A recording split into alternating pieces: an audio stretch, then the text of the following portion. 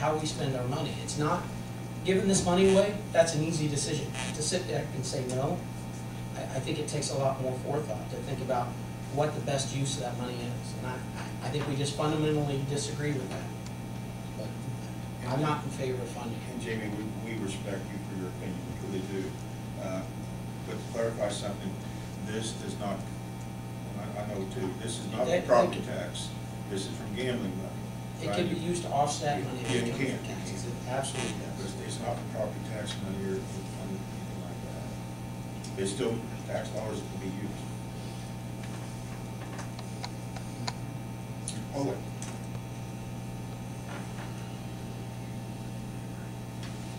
Well, obviously I stated how I felt too. I feel like we should fund the Bread of Life, at least just what we gave them last year.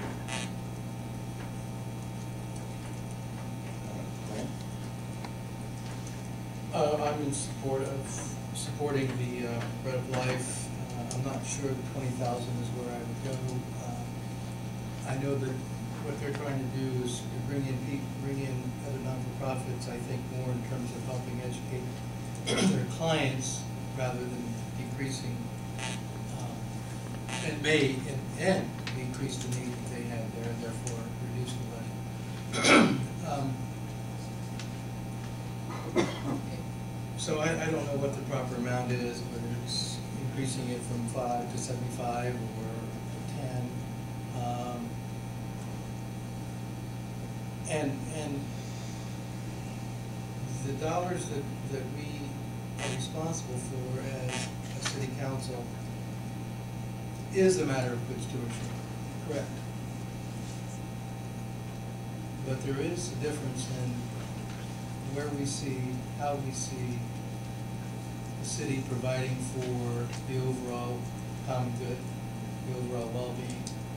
And if there are, in case of new directions, if we didn't find some way to help them that way, this money that's actually leveraging some other dollars to be able to accomplish that, we might be sitting with a whole bigger problem that we be set with in terms of the full bill, whether that's police or domestic abuse that leads to further violence that involves other people in the community or involves our policemen and policewomen.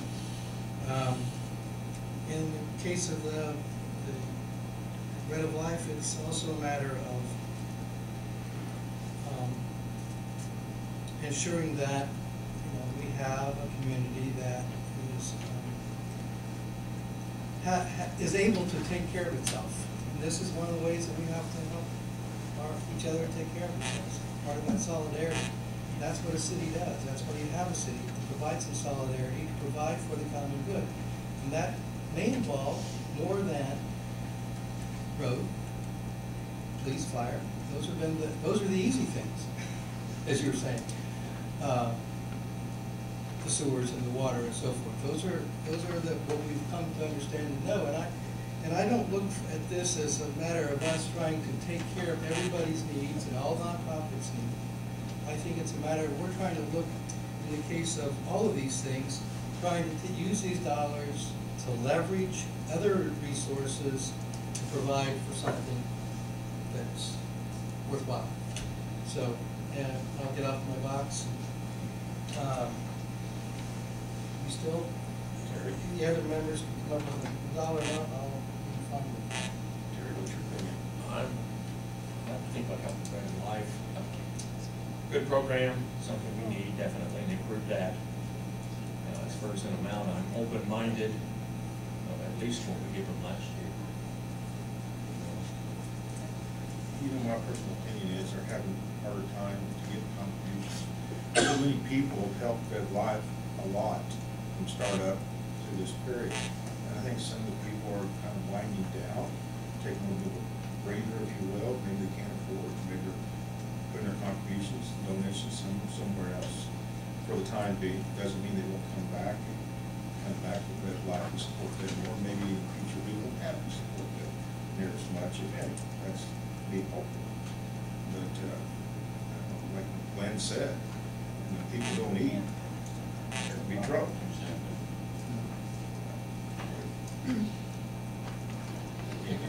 I know this is difficult. You will leave the same, you want to increase it somewhat. I think you have a good suggestion there. It's an increase, it's not what they want by a long shot, but I'll make the motion that we fund the Bread of Life at $7,500. Second. Darrell's made the motion and Blake did second his motion. Is there any further discussion, council? Hearing none, all those in favor say aye. Aye. Opposed, same sign. Aye. Thank you, gentlemen.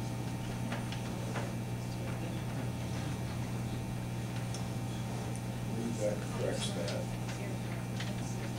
can put you up to what, 57.5? 10,000 more than we spent last year. And you received information from the people who will be funded through edit, same as last year, same amount as last year. I kind of like the motion to support those contributions. And if you like me, I'll read the Small Business Center, it's $5,000. Of course, catch right now is $5,000 this year, we switched that. EDC, $60,000. Learning Center, $15,000. Main Street Greensburg, $30,000.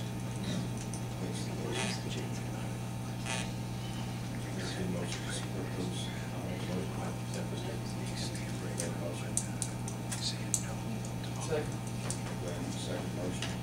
Any further discussion? You're putting all in the one group? Yes, sir. Okay. It's okay, Jamie? No, that's fine, no, that's fine. Are you okay with the amounts of what we did last year? I'm gonna vote no, but that's okay, just because you're gonna throw one in that wasn't in there last year, so.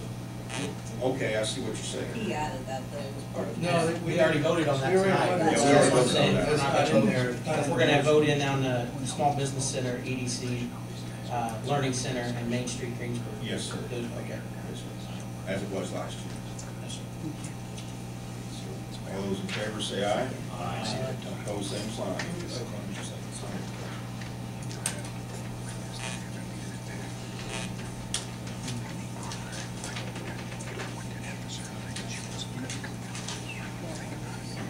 Now I'm on the line. Gary Murray.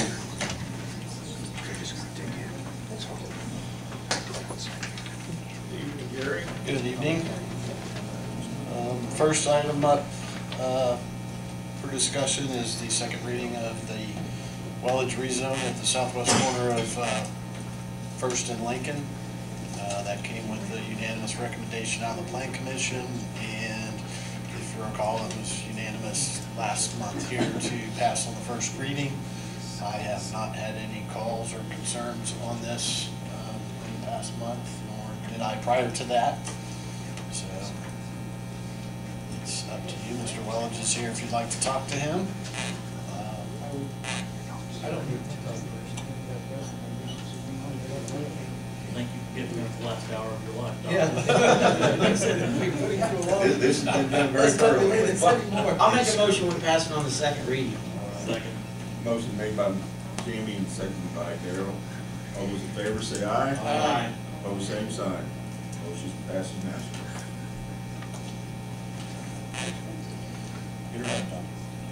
The next one is, Mayor had asked me to look through some of our stop signs and traffic lights ordinances, and I noticed that we still had on the books ordinance 2006-31, which had put in the stoplight at Lincoln and Montgomery and Floral Court there through the Lincoln Street project. That was taken out, so we just need to rescind that ordinance. I would move that we rescind ordinance 2006-31. Second. Motion made by Glenn, seconded by Terry. All those in favor say aye. Aye. Opposed, same sign. Motion passes. Thank Can we, is this something that we need to be Is it only as a resolution, basically, that we can do without Yes. two readings? I don't believe you need two readings to rescind this. Great. And then at that same intersection, when we did take the light out, we did realign Floral Court in Montgomery, and those are both stop conditions at Lincoln Street. So that's the next item on your agenda, is to put that as a two-way stop control intersection. Move we pass resolution 2015-2. Yes. It's actually an ordinance, Yeah, this is 2000. actually an ordinance. The new ordinances will need two readings. Yes. Motion made by Jamie, seconded. Made by Darrell, seconded by Jamie. First reading, all those in favor say aye. Aye. Opposed, same sign. I'll make a motion that we suspend the rules for the second reading. I guess it's something we should do today, Yes. because we're already doing it. Yeah. Second. Motion made by Jamie, seconded by Darrell. All those in favor say aye. Aye. Opposed, same sign. Motion passes. Need a motion for second reading? Motion made by Blake. Second by Terry. All those in favor say aye. Aye. Opposed, same sign. Motion passes. Right along. And last month I was here to get you to talk to you about agreeing to fund a cleanup of the Johnson, old Johnson property, which you did. And then the county has done a resolution at the commissioners meeting to transfer that to us. Now we need a resolution to accept that transfer. And then I will work with the environmental company to start the cleanup. I'll make a resolution to accept 2015-2. Second. Motion by Terry, second by Blake. All those in favor say aye. Aye. Opposed, same sign. Motion passes. Thank you, council. Follow up on this, and it's probably a legal thing, I have some insight on it, as well as Chris. I know that the other month, we talked about this, and we were saying that, we need to do it because we couldn't get insurance, property, and so forth. Is there any, and I'm not suggesting. Keep looking for brownfields. Well, in addition, beyond that, is there a way that we can go back on the property owners, previous property owners, and ask them to help on this legally? I mean, it's not like, well, I mean, there is culpability there, there's responsibility there, where the property owners that installed it, at least, the fact they didn't have insurance on it, whatever is again, their responsibility. They made that decision or that choice. Well, and I will say this, first off, I don't have a great deal of familiarity with this particular property. That component of it transpired before I became the city attorney. Under the current situation where we are taking it via a tax sale certificate, there's nothing within the tax sale statutory scheme that would allow us to go back after the property owners. Now, and therein actually lies a bit of a sticky wicket between tax sale certificates versus just simply taking as part of the, as part of a judgment or something to that effect. Not knowing the history of it, I mean, there's possible some premises liability exposure to the owner. Whether or not that would be a feasible lawsuit, I don't know, because frankly, I've never done the analysis of this property. But if you're going to recover, it would be in a civil context. Yeah. And what you would be is obtaining a judgment.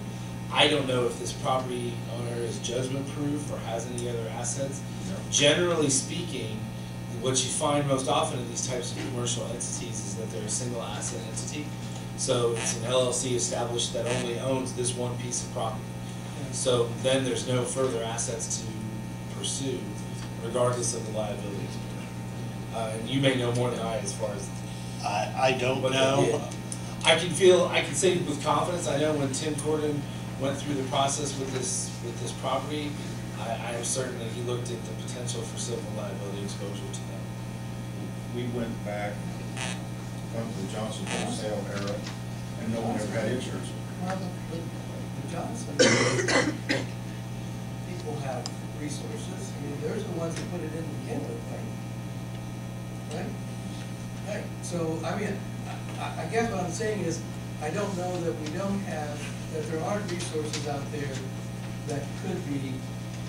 To alleviate your issue, I would be happy to discuss the matter with the former city attorney, Mr. Corden, to see if, and it's possible in his file, there is a potential for civil liability. I don't think so, but.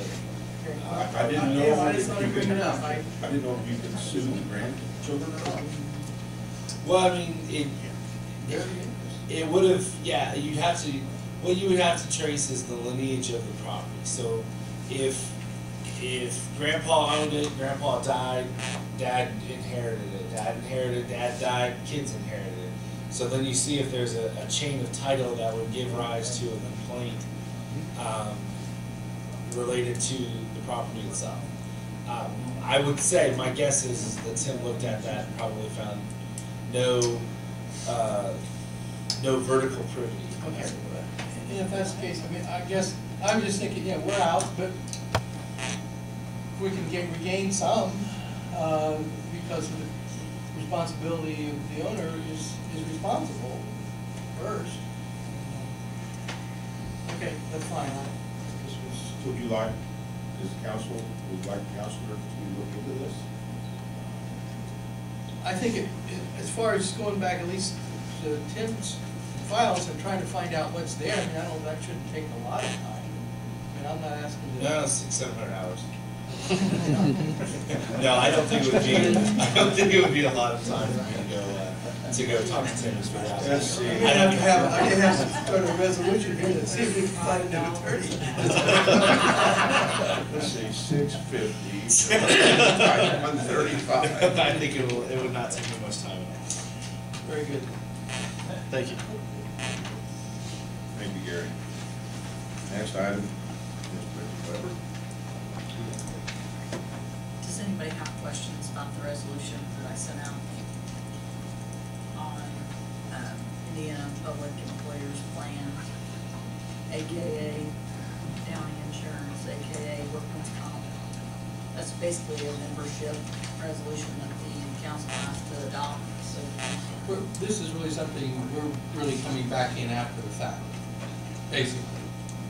I mean, Yeah. because you've already Yeah. executed the contract and so forth. I mean, this is just, It's that's rubber stamp something that's ready and It's done. kind It's of, basically, yeah, it basically, the council just has to say, yes, we want to be a member.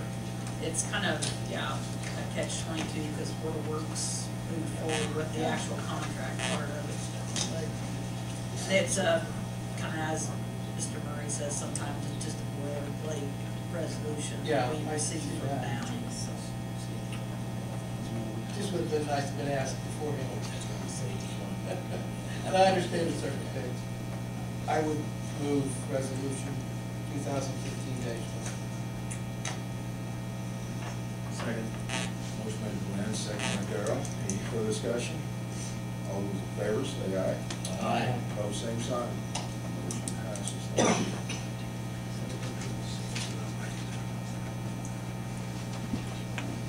Chief Bridges. Hey, Chief Bridges.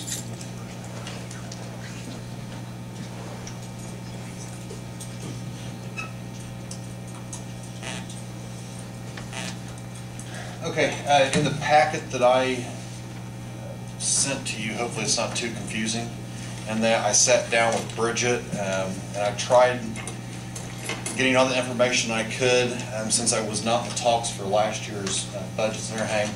But what I'm asking for is the approval to cover benefits for an 8th dispatcher. At one time, we did have 8 dispatchers, but I believe that's been probably 8 years ago. When the full-time dispatcher left, they never did pick back up with the option of rehiring to fill her spot. I believe after talking with Bridget, we would just need to cover $10,606.40, and that would cover the perf and health. For the rest of the year. for the rest of the year. From what I've spoken with Bridget, that money should be there. We will be eliminating 2 of our 30-hour part-time spots, which this full-time spot will take over. And the reasoning for this is right now we're having trouble covering overtime and shifts with the 30-hour part-timers because they are going over that allowed time. And from the way I've read it, we're going to have to start possibly paying them benefits through Obamacare now, now that has taken effect in 2015. Again, I believe there's $38,000 allowed in our budget for 2015 for part-time dispatchers. So that should, correct me if I'm wrong, Bridget, that should there cover the $10,000 that we're asking for the benefits. Is that correct? Yeah, there's available funds within the council budget for, they budget for PERF and health insurance. So it would come from, that's why he's asking you, because it'll come from that line item where the normal health insurance and PERF items come from. The salaries that he's talking about for the 2 were for all, is that 3, we have 3 current part-time people, correct? Well, we have 2 30-hour, Oh, 2 30. but we have other part-timers that get paid through the 911 fund. Okay. But those part-timers really aren't even coming close to that 30-hour issue. So, but the 2 that are budgeted in our salary ordinance, the new salary for the full-time would be covered there, correct? Right, the $622.69 a week is already part of the salary ordinance, and he has enough money in those respective line items. Right, there's enough money with those to cover that, and adding 1 more person to the health probably is not going to significantly alter, and likewise for PERF. I agree, that makes sense. So, the $38,000 covers the salary, the other line items have already got enough budgeted to cover the additional stuff, additional. Benefits, yes. And to clarify something, we're not in that position yet, are we, Brendan, to where we are mandated to pay the benefits on the 30-hour people. But if we keep going and running over, our hours will be over than we would. That is correct, through the hours of the year. And with Spillman training and the new CAT system we're going to be getting, the overtime is going to be, like I said, that 30-hour person is going to be working a lot more. And we would face that by the end of the year, definitely. So, any questions, council? One of the reasons we have this problem is we have a minimum amount of dispatchers right now. We're short, and trying to get the part-time people to cover the time off sometimes is difficult. And then you come up short of dispatchers.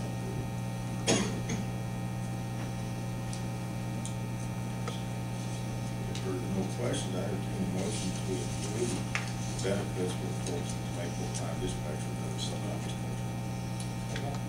Motion made by Blake, second by Glenn. Any further discussion? Hearing none, all those in favor say aye. Aye. Opposed, same sign. Motion passes. Thank you. Mr. Darrell Poling. Board of Works this evening, Ryan Winning from On Eagles Wings organization came asking for a closing Millhausen Road on August 22nd for a 5K run. That was approved. Jeff Smith brought quotes to the Board of Works for a snow plow for the wastewater plant. Bid was accepted from Clark Truck Implement for $4,733. Jason Chow from Strand Associates represented, he brought the CSO, which is the Combined Sewage Overflow Control Plan. We approved that, $1.795 million. Brandon Bridges has got a couple of items that we are moving, used light bar. We have given that to the New Point Police Department, and then also a used center console. And we are giving that to Rushville. Equipment that is outdated and old, we're not using, giving it to someone who can. Final item was the First Baptist Church had asked if we were interested in selling a portion of the city parking lot that is behind the G.C. Murphy building, and the Board of Works declined to entertain any kind of offer on that. Any questions on that report, council? There isn't any. Something else that we've kind of started 3 or 4, 5 years ago was discussion on central dispatch for the city and county police, fire, emergency services. And we had another meeting today, and we come to a point with a timeline that they'd like to see it implemented starting next year. We're going to get dispatchers together, city and county, to discuss issues, what they think is best work for them, scheduling, things of that nature. And there's still a lot of things to discuss, such as the pay, because the county doesn't have longevity, the city does, and they're trying to make things right as far as vacations. Leave here, and as a city employee, become a county employee, they can still maintain their vacations, they won't start over to get their vacations. A lot of things just we're in the infancy of it. But what we come to try to move this along, so everybody understands and works together, is to have a joint meeting between the city council and the county council and commissioners. So we can all discuss it in one meeting. So that is probably coming. What was it discussed? There's got next 3 or 4 weeks maybe have a joint meeting. See if we can get something scheduled for that and sit down and discuss the issue. But it wouldn't really take effect till hopefully January of 2016. Year doing the central dispatch area at the current county sheriff's building. They've got a plan for reconstruction of it. Things work there in one building. And right now everything is just, I say it's in the beginning stages, but possible savings around $175,000 here from the city and county level. What it was. And, you know, that's first year. It's more expensive. 911 funds will pay for a lot of it. So it's just something to bring to your attention that will be coming up to discuss. Anything else, council? Anything from the public? I'd like to make comment, questions, concerns? If not, I would take a motion to adjourn. Carried. Vote.